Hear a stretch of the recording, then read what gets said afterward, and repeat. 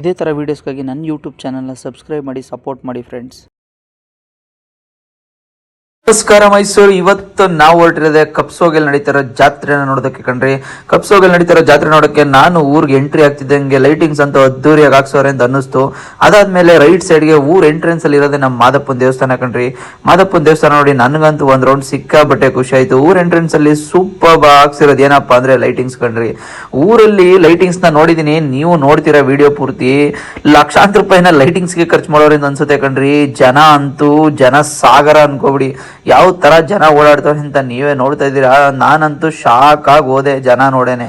ಬರೀ ಜನ ನೋಡಿ ಅಂತ ಹೇಳಕ್ಕಾಗಲ್ಲ ಗುರು, ಜನಕ್ಕಿಂತ ಹೆಚ್ಚಾಗಿ ಬರೀ ಹುಡುಗರೇ ಅವ್ರೆ ಅನ್ಕೇಳಿ. ಅಯ್ಯೋ ಶಿವನೇ, ಸಾವಿರಾರು ಜನ ಹುಡುಗರು ಒಂದೇ ಊರೆಲ್ಲ ಇರೋದನ್ನ ನೋಡಿ ನನಗಂತೂ ಒಂದ್ ರೌಂಡ್ ಸಿಕ್ಕಾಬಟ್ಟೆ ಶಾಕ್ ಆಯ್ತು ಅನ್ಕೇಳಿ. ಅದ್ರ ನಡುವೆ ಯಾವ ತರ ಸ್ಪೆಷಾಲಿಟಿ ಮಾಡ್ಸೋರು ಅಂದ್ರೆ ನೋಡ್ತಾ ಇರ್ಬೋದು, ಲೈಟಿಂಗ್ಸ್ ಅಂತೂ ಅದ್ದೂರಿ ಐತೆ. ಅದ್ರ ಜೊತೆಲಿ ನಗಾರಿ ಬೇರೆ ಐತೆ ಕಣ್ರಿ. ನಗಾರಿ ಅಂತೂ ಸೂಪರ್ ಆಗಿ ಹೊಡಿತಾ ಇದ್ರು. ಸೌಂಡ್ ನ ಕೇಳಿದ್ರೆ ತಾರಸಿ ಮೇಲೆ ನಿಂತ್ಕೊ ವಿಡಿಯೋ ಮಾಡ್ತಿದ್ ನನಗೆ ಕುಣಿಬೇಕು ಅನಿಸ್ತಾ ಇತ್ತು. ಆದ್ರೆ ಏನ್ ಮಾಡೋದು, ಸಿಚುವೇಶನ್ ಸರಿ ಇರಲಿಲ್ಲ, ಅದಕ್ಕೋಸ್ಕರ ಕುಣಿಯಕ್ಕಾಗಿಲ್ಲ ಅಷ್ಟೇ. ನೀವು ನೋಡ್ತಾ ಇದ್ರಲ್ಲ ಯಾವ ರೇಂಜ್ ಹೊಡಿತಾವ್ರೆ ಅಂದ್ರೆ ಸಿಕ್ಕಾಪಟ್ಟೆ ಹೊಡಿತಾವ್ರೆ. ಅದ್ರ ಮಧ್ಯೆ ಒಂದು ಸಣ್ಣದಾದ ಗಲಾಟೆ ಬೇರೆ ಆಗೋಗಿತ್ತು. ಆ ಗಲಾಟಿನೂ ವಿಡಿಯೋ ಆಗ್ಬಿಡೈತೆ ಬೈ ಮಿಸ್ ಆಗಿ. ಆ ಜಗಳದ ಕತೆ ಬುಟ್ಟ ಗುರು. ಈ ಕಡೆ ನಮ್ಮ ಅಂಕಲ್ಸು ಅದ್ದೂರಿಯಾಗಿ ಟಮಟೆ ಏಟ್ ಹಾಕ್ತವ್ರೆ, ಕೇಳಿಸ್ಕೊಳ್ಳಿ. ಆ ಸೌಂಡ್ ನ ಕೇಳ್ತಾ ಇದ್ರೆ ಓಹೋ ನಿಮ್ಗೆಲ್ಲ ಅನ್ಸ್ಬಿಡುತ್ತೆ ಕಣ್ರಿ ರೊಚ್ಗೆದ್ ಕುಣಿಬೇಕು ಅಂತ. ಕೇಳಿಸ್ಕೊಳ್ಳಿ ಹಂಗೆ ಸೌಂಡ್, ನಂದ್ ಬೇಡ ಟಮಟೆದು.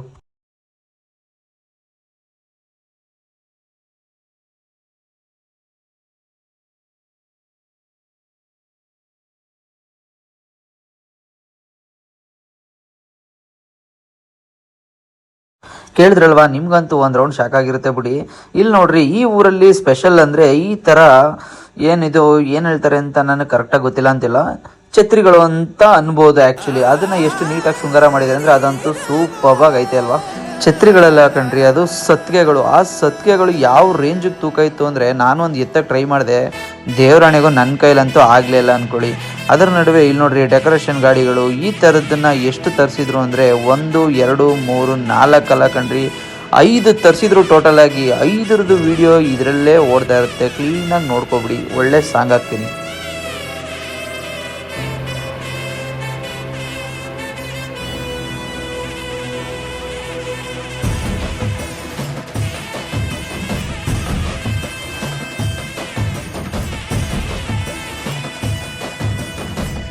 ಗೊತ್ತಿಲ್ಲ ಶಿವನೇ ಭಕ್ತಿದಾರಿಯು, ಗೊತ್ತಿಲ್ಲ ಶಿವನೇ ಭಕ್ತಿದಾರಿಯು, ಗೊತ್ತಿರುವುದೊಂದೇ ದೈವ.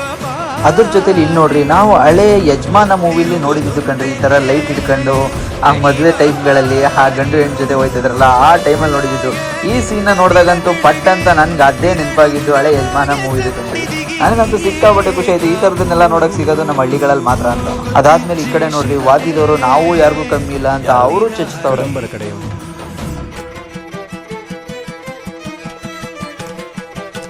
ನಿಜವಾಗ್ಲೂ ನೀವು ನೋಡ್ರಿ, ಸತ್ಕೆಗಳು ಎಷ್ಟು ನೀಟಾಗಿ ಕಲರ್ಫುಲ್ ಆಗೆಲ್ಲ ರೆಡಿ ಮಾಡಿದ್ರು ಅಂದ್ರೆ ವಾವ್, ಅದನ್ನ ಹೇಳೋದಕ್ಕಾಗಲ್ಲ. ಅದ್ರ ಪಕ್ಕದಲ್ಲಿ ಸೂರ್ಯವಂಶದ ಲೈಟ್ಗಳನ್ನ ನೋಡ್ತಾ ಇದ್ರಂತೂ, ಯಜಮಾನ ಮೂವಿದ ಸೂರ್ಯವಂಶದ ಗೊತ್ತಿಲ್ಲ, ಲೈಟ್ಗಳನ್ನ ನೋಡ್ತಾ ಇದ್ರಂತೂ ಇನ್ನೂ ಸಿಕ್ಕಾಪಟ್ಟೆ ಖುಷಿ ಆಗ್ತಿತ್ತು. ಅದರಲ್ಲೂ ಇವರು ಲೈಟಿಂಗ್ಸ್ಗೆ ನನ್ನ ಪ್ರಕಾರ ಒಂದು 2 ಲಕ್ಷ 3 ಲಕ್ಷನೇ ಖರ್ಚು ಮಾಡಿದ್ರು ಅನ್ಸುತ್ತೆ ಕಣ್ರಿ. ಯಾವ ಗಲ್ಲಿಗಳನ್ನೂ ಬಿಟ್ಟಿರಲಿಲ್ಲ ಅನ್ಕೊಳ್ಳಿ, ಎಲ್ಲ ಗಲ್ಲಿಗಳಿಗೂ ಲೈಟ್ನ ಹಾಕ್ಸಿಬಿಟ್ಟಿದ್ರು ಅಂತ ಅನ್ಕೋಬಿಡಿ. ಅದ್ರ ಜೊತೆಲಂತೂ ಗುರು ಎಲ್ಲ ಕಡೆ ಲೈಟ್ ಹಾಕ್ಸೋದು ಒಂದ್ ಕಡೆ ಗುರು, ಇಲ್ಲಿ 1-2 ತುಂಬಾ ವಿಶೇಷವಾದಂತ ಕೆಲಸ ಮಾಡಿದ್ರು ಕಣ್ರಿ. ಅದನ್ನ ನೋಡಂತೂ ನಾನು ಒಂದ್ ರೌಂಡ್ ಶಾಕ್ ಆಗೋದೆ ಅನ್ಕೊಳ್ಳಿ. ನೀವು ನೋಡ್ತಿರೋ ಲೈಟಿಂಗ್ಸ್ ವಿಚಾರ ಅಲ್ಲ ನಾನು ಹೇಳ್ತಿರೋದು, ನಾನು ಇನ್ನೂ 1-2 ವಿಚಾರ ಸೂಪರ್ ಆಗಿರೋ ಅಂಥದ್ದನ್ನ ಹೇಳ್ಬೇಕು ಅನ್ಕೊಂಡಿದ್ದೀನಿ.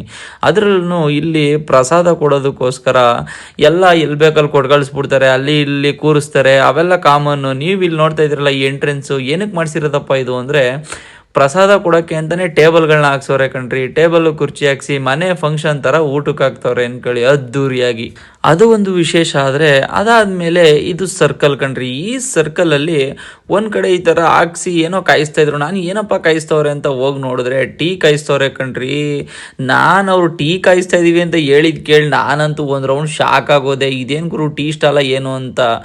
ಇವರು ಕಾಯಿಸ್ತಾ ಇರೋದು ಟೀನ ಏನಕ್ಕಪ್ಪ ಅಂದರೆ ಫ್ರೀಯಾಗಿ ಅಲ್ಲಿ ಜಾತ್ರೆ ನೋಡ್ತಾರ ಜನಕ್ಕೆಲ್ಲ ನಿದ್ದೆ ಬದೇ ಇರುತ್ತಾರ, ಜಾತ್ರೆ ನೋಡಲಿ ಅಂತ ಕೊಡೋದಕ್ಕೆ ಫ್ರೀಯಾಗಿ ಟೀ ಕಾಯಿಸ್ತಾ ಇರೋದು ಕಣ್ರಿ. ಈ ವಿಷಯ ಅಂತೂ ನನಗೆ ಶಾಕ್ ಮಾಡಿದ ವಿಚಾರ.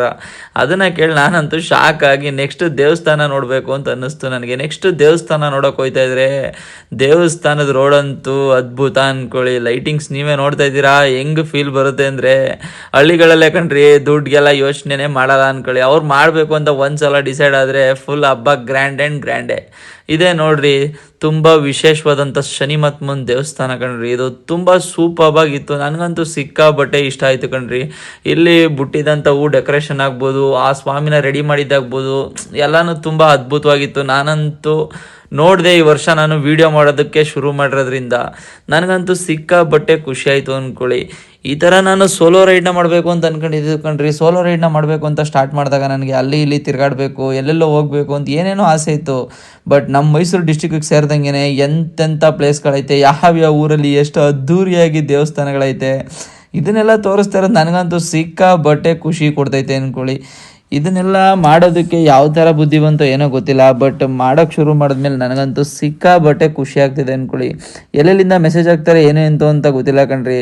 ಬಟ್ ಹೋದಾಗ ನನಗಾಗ ಖುಷಿ, ಅಲ್ಲಿ ನೋಡಿದಂಥದ್ದು ಎಲ್ಲನೂ ಒಂಥರ ತುಂಬ ಸೂಪರ್ಬಾಗೇ ಇತ್ತು ಅಂದ್ಕೊಳ್ಳಿ. ಇದು ಇವಾಗ ತಾನೇ ಓಪನ್ ಆಗಿರೋ ಚಿಕ್ಕದೇವಮ್ಮನ ಸನ್ನಿಧಿ ಕಣ್ರಿ. ಈ ಸನ್ನಿಧಿ ನೆನ್ನೆ ಅಷ್ಟೇ ಓಪನ್ ಆಗಿತ್ತು, ಬಟ್ ನಾನು ಇವತ್ತು ನೈಟ್ ಹೋಗಿರೋದ್ರಿಂದ ನನಗೆ ಎಲ್ಲನೂ ಸಿಕ್ತು ಅಂದ್ಕೊಳ್ಳಿ ನೋಡೋದಕ್ಕೆ. ನೋಡಿ ಎಷ್ಟು ಕ್ಲೀನಾಗಿ ಮಾಡಿದ್ದಾರೆ ಅಂದರೆ ವಾವ್, ಹೇಳೋದಕ್ಕಾಗಲ್ಲ. ಅದನ್ನೆಲ್ಲ ಹೇಳ್ಬೇಕು ಅಂದರೆ ತುಂಬ ಹಳೆಗನ್ನಡದ ಮಾತುಗಳಲ್ಲಿ ತುಂಬ ವರ್ಣನೀಯಾಗಿ ಹೇಳ್ಬೇಕು ಅಂತ ಅನಿಸುತ್ತೆ. ಬಟ್ ದೇವಸ್ಥಾನ ಅಂತೂ ಸಿಕ್ಕಾಬಟ್ಟೆ ಸಖತ್ತಾಗಿ ಕಟ್ಟಿದ್ದಾರೆ ಅಂದ್ಕೊಳ್ಳಿ. ನೀವೇ ನೋಡ್ತಿದ್ರೆ ವ್ಯೂ ಆಗ್ಬೋದು. ಇಲ್ಲೂ ದೇವಸ್ಥಾನ ರೆಡಿ ಮಾಡಿ, ಬಟ್ ನೆನ್ನೆ ರೆಡಿ ಮಾಡೋದ್ರಿಂದ ಇವತ್ತು ಸ್ವಲ್ಪ ಕಂಗೊಳಿಸೋದು ಕಮ್ಮಿ ಆಗ್ಬಿಡಿತ್ತು ಅಂದ್ಕೊಳ್ಳಿ. ಇಲ್ಲಿ ನೋಡ್ರಿ, ಇದೇನು ಅಷ್ಟಲಕ್ಷ್ಮಿಯರ ಏನೋ ಎಂದೋ ಒಂದು ಗೊತ್ತಿಲ್ಲ ನನಗಂತೂ, ಅದ್ರ ಬಗ್ಗೆ ಕ್ಲಾರಿಟಿ ಇಲ್ಲ. ಯಾರಾದರೂ ವಯಸ್ಸಾದವರೊಬ್ಬರನ್ನ ಕೇಳಬೇಕಾಯ್ತು, ಬಟ್ ಅದನ್ನು ಕೇಳೋಕ್ಕಾಗಿಲ್ಲ ನನ್ನ ಕೈಲಿ. ಇಲ್ಲಿ ನೋಡ್ರಿ, ಇವರು ಈ ಥರ ಒತ್ಕೊಂಡು ದೇವಸ್ಥಾನದ ಒಳಗಡೆ ಬಂದು 3 ರೌಂಡು 4 ರೌಂಡು 5 ರೌಂಡು ಹಾಕಿದ್ರು. ಅದೆಲ್ಲ ಇಲ್ಲಿನ ವಿಶೇಷತೆ ಅಂತ ಅನ್ನಿಸ್ತಾ ಇತ್ತು. ಅದರ ನಡುವೆ ಪಟಾಕಿ ಹೊಡೆಯೋಕ್ಕೆ ಶುರು ಮಾಡಿದ್ರೆ ಹೆಂಗಸ್ರೆಲ್ಲ ದೇವಸ್ಥಾನದ ಒಳಗಡೆ ಓಡ್ ಬರೋ ಥರ ಆಗಿತ್ತು. ಗಂಡು ಮಕ್ಕಳು ನೋಡ್ರಿ ಒಬ್ಬರ ಮೇಲೊಬ್ರು ಬಿದ್ದು ಒದ್ದಾಡ್ತವ್ರೆ ಅಂದ್ಕೊಳ್ಳಿ. ಸೌಂಡ್ ಅಂತೂ ಕೇಳೋಕ್ಕಾಯ್ತಾ ಇರಲ್ಲ, ಆ ರೇಂಜ್ಗಿತ್ತು ಅಂದ್ಕೊಳ್ಳಿ. ಗುರು ಅದಾದಮೇಲೆ ಇನ್ನೊಂದು ಗುರು ಕಮೆಂಟ್ ಮಾಡಿದ್ರು. ಅವರಂತೂ ಫೋನ್ ನಂಬರ್ ಎಲ್ಲ ಕೊಟ್ಟಿದ್ರು, ಬಟ್ ಊರಿಗೆ ಹೋದ್ಮೇಲೆ ಅವರು ಕೈಗೆ ಸಿಗಲಿಲ್ಲ ಮತ್ತು ಫೋನು ರಿಸೀವ್ ಮಾಡಲಿಲ್ಲ. ಅವ್ರು ಮಾಡಿದಾಗ ನಾನು ಕೇಳಿದ್ದಕ್ಕೆ ಬರ್ತೀನಿ 10 ನಿಮಿಷ ಅಂತಂದರು ಅಷ್ಟೇ, ಬಟ್ ಅವರು ಬರಲಿಲ್ಲ. ನಾನು ತುಂಬ ಆಸೆಯಿಂದ ಹೋಗಿರ್ತೀನಿ ಗುರು. ನೀವು ಒಂದು ಕಮೆಂಟ್ ಮಾಡಿದ್ರೆ ನಾನು ಎಷ್ಟೋ ನಮ್ಮೂರಿಗೂ ನಿಮ್ಮೂರಿಗೂ ಇಲ್ಲ ಅಂದ್ರೂ 60ರಿಂದ 65 ಕಿಲೋಮೀಟರ್ ಹತ್ರ ಆಗುತ್ತೆ. ನಾನು ನಿಮ್ಮ ಹತ್ರ ಏನೂ ಎಕ್ಸ್ಪೆಕ್ಟ್ ಏನೂ ಮಾಡಲ್ಲ. ನೀವು ಮಾಡೋ ಒಂದು ಸಬ್ಸ್ಕ್ರೈಬ್ ಆಗ್ಬೋದು ನನ್ನ ಚಾನಲ್ನ, ಇಲ್ಲ ಒಂದು ಫಾಲೋ ಆಗ್ಬೋದು, ಅದನ್ನಷ್ಟೇ ನಾನು ನಿಮ್ಮ ಹತ್ರ ಕೇಳ್ಕೊಳ್ಳೋದು. ನೀವು ಅದರಲ್ಲೂ ಊರಿಗೆ ಬಂದಾಗ ಸಪೋರ್ಟಿವ್ ಆಗಿ ನೀವು ತೋರಿಸ್ಕೊಟ್ಟು ನೀವೆಲ್ಲ ಹೇಳ್ಕೊಟ್ರೆ ಇಲ್ಲಿ ಯಾವ ಥರ ನಡೆಯುತ್ತೆ, ಇದಕ್ಕೆಲ್ಲ ಏನಂತ ಹೇಳ್ತಾರೆ, ಏನಂತ ಮಾಡ್ತಾರೆ, ಯಾವ ಥರ ಏನು ಅಂತ ಹೇಳ್ಕೊಡೋದಕ್ಕೋಸ್ಕರನಾದರೂ ನೀವು ನನಗೆ ಸಿಗಬೇಕು ಮತ್ತು ಮಾತಾಡಬೇಕು. ನಾನು ಅದನ್ನು ಬಿಟ್ಬಿಟ್ಟು ನನಗೆ ಇಷ್ಟ ಬಂದದನ್ನು ಹೇಳಿದ್ರೆ ಜನಕ್ಕೆ ಇಷ್ಟ ಆಗದಿರ್ಬೋದು ಮತ್ತು ಅದ್ರದ್ದು ತಪ್ಪಾಗೂ ತಿಳ್ಕೊಬೋದು. ಬಟ್ ಅದಕ್ಕೋಸ್ಕರ ನಾನೊಂದು ಸಲ ಸಾರಿ ಕೇಳ್ತಿದ್ದೀನಿ. ನಾನೇನಾದರೂ ತಪ್ಪಾಗಿ ಹೇಳಿದರೆ ಬೇಜಾರು ಮಾಡ್ಕೊಬೇಡಿ. ಏನಕ್ಕಪ್ಪ ಅಂದರೆ ನನ್ನ ಫಾಲೋ ಮಾಡಿ ಕಮೆಂಟ್ ಮಾಡಿದಂಥವ್ರು ಸಿಕ್ಕಿಲ್ದಿರೋ ಕಾರಣ. ಅದೆಲ್ಲ ಬಿಟ್ಟಾಕು ಗುರು. ಅದಾದಮೇಲೆ ಆಂಜನೇಯ ಸ್ವಾಮಿ ದೇವಸ್ಥಾನಕ್ಕೆ ಬಂದೆ ಗುರು. ವಾವ್, ನಮ್ಮ ಸಿಟಿಗಳಲ್ಲಿ ಆಂಜನೇಯನ ಯಾವ್ಯಾವ ಥರನೂ ಅಲಂಕಾರ ಮಾಡಿ ಹೆಂಗೋ ನೋಡಿರ್ತೀವಿ, ಬಟ್ ಹಳ್ಳೀಲಿ ನೋಡ್ರಿ ಎಷ್ಟು ಸಖತ್ತಾಗಿ ಮಾಡಿದ್ರು ಅಂದರೆ ನನಗಂತೂ ಸಿಕ್ಕಾಬಟ್ಟೆ ಇಷ್ಟ ಆಯಿತು ಕಣ್ರಿ. ಎಲ್ಲ ದೇವಸ್ಥಾನಗಳನ್ನೂ ಒಂದು ಕಡೆಯಿಂದ ನೋಡಿದ್ನಲ್ಲ, ಕಬ್ಸೋಗಿಲಿ ದೇವಸ್ಥಾನಗಳಿಗೆ ಬೇರೆಯೇ ಬೆಲೆ ಕೊಡ್ತಾರೆ ಮತ್ತು ದೇವಸ್ಥಾನಗಳಂತೂ ತುಂಬ ಅದ್ಧೂರಿಯಾಗಿದೆ ಅಂತ ನನ್ನ ಮನಸ್ಸಿಗೆ ಸಿಕ್ಕಾಬಟ್ಟೆ ಅನ್ನಿಸ್ತು ಅಂದ್ಕೊಳ್ಳಿ. ನಿಮಗೂ ಅನ್ಸಿರುತ್ತೆ ವಿಡಿಯೋ ನೋಡಿದ್ರೇ. ಇದೇ ಥರ ವೀಡಿಯೋಸ್ ಬರ್ತಾ ಇರುತ್ತೆ, ಇದೇ ಥರ ವೀಡಿಯೋಸ್ನ ಮಾಡ್ತಾ ಇರ್ತೀನಿ. ಅದಕ್ಕೋಸ್ಕರ ನೀವು ಮಾಡಬೇಕಾಗಿರೋದು ಒಂದೇ ಕಣ್ರಿ, ಒಂದೇ ಒಂದು ಸಪೋರ್ಟು. ಇನ್ಸ್ಟಾಗ್ರಾಮಲ್ಲಿ ಸಪೋರ್ಟ್ ಮಾಡ್ತಾ ಇದ್ದೀರಾ ಬಿಡಿ, ಅದು ಬೇರೆ ಪ್ರಶ್ನೆ. ಇನ್ಸ್ಟಾಗ್ರಾಮಲ್ಲಿ ನಾನು ಯಾವ ವೀಡಿಯೋಸ್ ಹಾಕಿದ್ರೂ ಅದಕ್ಕೆ ಬೇರೆ ಲೆವೆಲ್ ಐಪ್ ಇದೆ ಮತ್ತು ಸಪೋರ್ಟು ಇದೆ, ಫಾಲೋನು ಮಾಡ್ತಾ ಇದ್ದೀರಾ.